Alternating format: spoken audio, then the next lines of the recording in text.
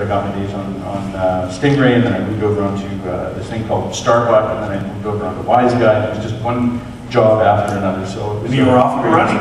And I was off and running. I know that you did end up getting an Emmy statue. Tell us which project that was. Well, the first experience that I had with Lady Emmy, Sweet Lady Emmy, was a project I did with Kevin Haney called Kissinger and Nixon. Lovely makeup. Yeah, that was a lot of fun. We took, I had a lovely actor work with Bo Bridges, and probably many of you here have worked with Bo in Vancouver many times. Did a Nixon makeup on Bo, and Kevin did Ron Silver as Kissinger. And we got the that 95. Bo Bridges is one of the princes of the industry, I think. He is very much. Yeah, very supportive of makeup artists and the makeup process too. Very willing to sit and help. Good man. Collaborator. And I think every good makeup I've ever done has had somebody like that involved, usually. So they care about it. The second time was fairly recently, 2003, for a thing called Door to Door with William H. Macy. Again, lovely man, very supportive. Door to Door was a great movie. It was a film about, and I encourage all of you to rent it. It's a very uplifting movie. It's really, it nourishes your soul in a way that very few movies do.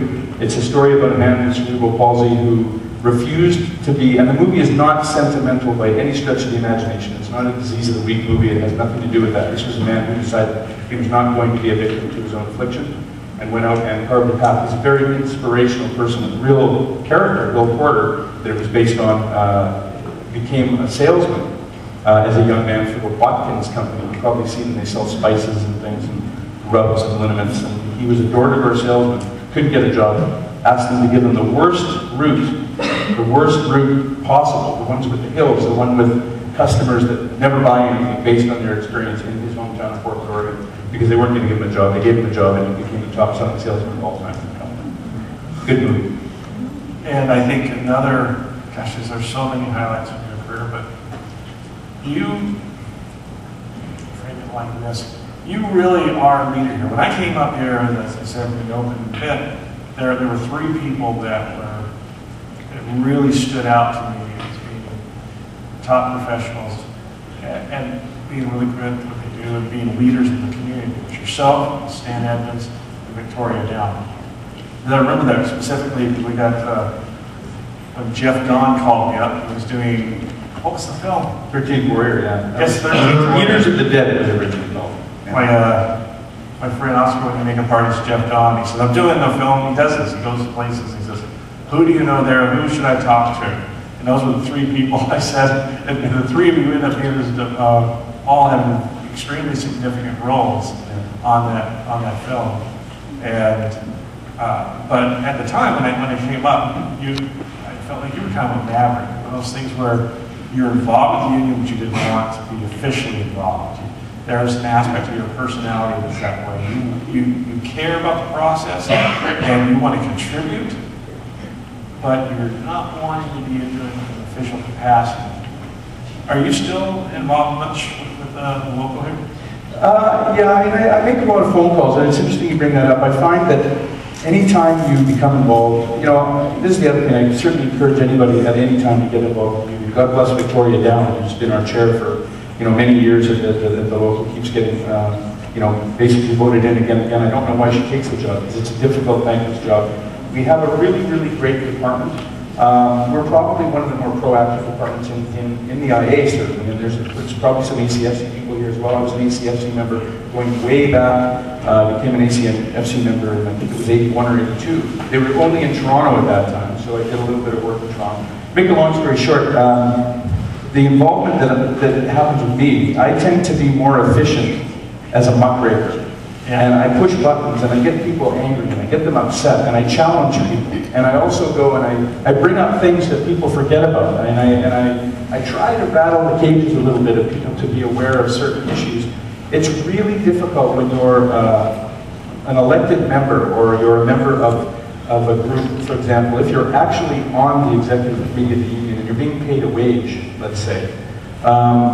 It's a difficult thing. You want to promote everybody's interests, but it can be very difficult because you've got people lobbying. It's like being a politician. You've got people lobbying. Somebody speaking into your right ear saying, well, this is our better. saying you could really help us by doing this. And if you're in an official capacity, that can tear you in half. It can be very, very difficult to do. Being a lone individual with only my own opinion to be responsible for, it gives me the freedom and the ability to call things exactly as I see them without being beholden to anybody. Do you still do that? I still do that. I still...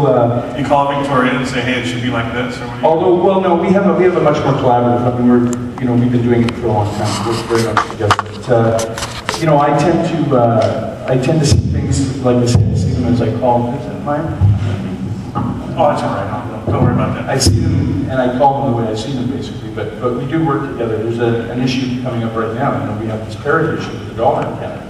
I think that's going to go on for a period of time. And the writer's strike that happened back in the late 80s, early 90s, I think our union was very smart. They were proactive and they basically did almost a sale on this 5 cent on the dollar thing.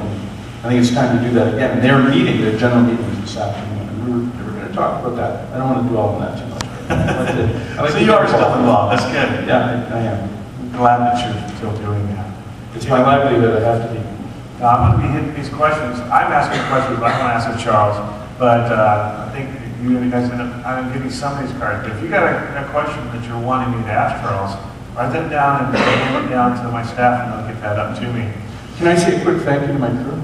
You sure can. Before we do anything, I want to talk about Eclipse for a second. I think many of you are here. No, we can't talk about Eclipse yet. No. Not yet? You want to save that part. All right, okay. But I want to make sure, I don't miss it, because they need a big thank you. It was a touch. I promise we will. All right, okay. Cover that. That's our deal. I want to talk about you deciding to be an educator. That's a real turn in your career. You know, that's not I know it's not a decision that you came to very lightly. Oh, I think I'm just going to do this. That's not your personality. You really thought long and hard about that. Tell us why you did that. Let's start there with my part.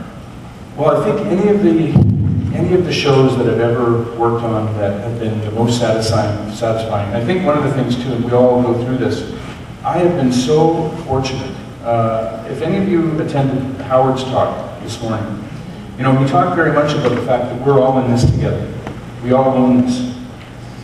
We're going to reap the benefits and the rewards, but we're also going to wear it on our faces when we don't play the game well. If we come to the table and we're not prepared, if we're not trained, it's like being an athlete, if we don't come with everything, if we're not on our game, right, we're going to lose. One of the things that hit me was when I worked with some of these great people, Howard, Jeff Dawn, Kevin Haney, you know, just the list goes on, Matthew Mungo. I've had the opportunity to work as a collaborator with these people over the years, over 30 years, and it's been such a wonderful thing.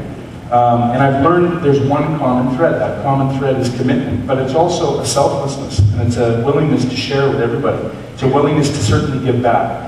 And the gifts that I have received from these people over the years, from a learning standpoint, just from their friendship, is something that the stars just lined up and they came to me. I did nothing to really overly deserve that, except to love my craft, to be committed to my craft, and to do my very, very best and work until I dropped all the time on everything I do.